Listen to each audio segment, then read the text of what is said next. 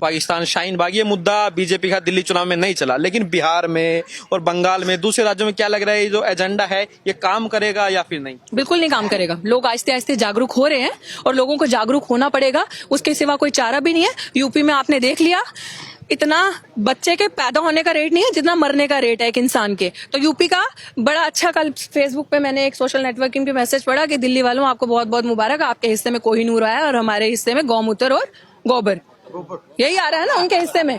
क्योंकि जब आपको पता ही नहीं है, पढ़ा लिखा होना इंसान के लिए बहुत जरूरी है। अगर आप पढ़ेंगे लिखेंगे समझेंगे तो सवाल करेंगे ना। इसीलिए यूपी वालों से खैर यही मेरी एक गुजारिश है सबसे कि जितने लोग आपके वहां पे है, जितना आपका कनेक्शन है वहां पे, जैसे वो जिनेऊ से जिनेऊ बनाते हैं ना, आप लोग अपनी सोच से, समझ से, तर्क से अपने लोगों को जोड़िए और उनको समझाइए। आज दिल्ली से खत्म हुई है ना ये सरकार बड़ी जल्दी यूपी से भी जाएगी। झारखंड से गई ना, तो हमारे ही हाथ में है। 1 वोट 1 वैल्यू, बाबा साहिब ने समझाया था।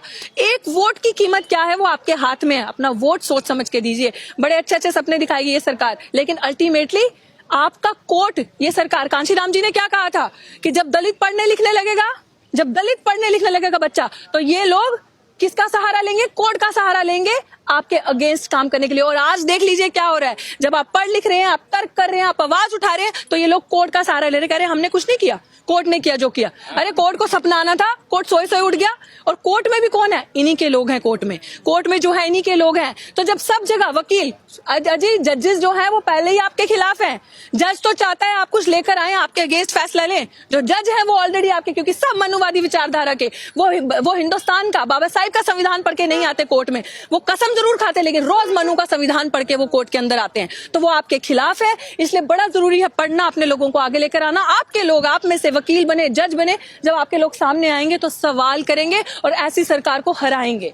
आप जो काम आप नहीं कर सकते वो सरकार से करवाते हैं। फिर गृह मंत्री जी कहते हैं, क्या कहते हैं कि सुप्रीम कोर्ट का फैसले का सब सम्मान करेंगे। कैसे सम्मान करेंगे सुप्रीम कोर्ट के फैसले का? आप आके हमारा कत्ल पे कत्ल करते जाएंगे, हमें क्रोनोलॉजी समझाते जाएंगे, और हम क्रोनोलॉजी समझ के, क्रोनोलॉजी वो वाली क्रोनोलॉजी नहीं, क्रोनोलॉजी वो वाली जो दलितों पे वार है, जो दलितों पे, आदिवासियों पे वार है। आप हमारी यूनिवर्सिटी का निजीकरण कर रहे हैं, प्राइवेट कर रहे हैं। कैसे कर रहे हैं यूनिवर्सिटी को निजीकरण? दलित का, पिछड़े का बच्चा, आप प्राइवेट सिस्टम में रिजर्वेशन है नहीं है ना, तो जो प्राइवेट सिस्टम में रिजर्वेशन नहीं है, आप विश्व गुरु बनाने की बात करते हैं यूनिवर्सिटी को, पहले जेएनयू पे, डीयू पे आक्रमण फीस बढ़ा रहे हैं। आप हमारे बच्चों को मार रहे हैं, क्योंकि दलितों के पास इतना पैसा नहीं होता कि लाखों रुपए देके 3-3 महीने की फीस 6-6 लाख 7-7 लाख है। इनको दिखा कि ये 7-8 हजार लोग आते हैं हर बार, 6-7 हजार में एनुअल इनकम में बड़े अफोर्डेबल रेट में पढ़ के चले जाते हैं इनके बच्चे, और आ रहे हैं जी सवाल कर रहे हैं।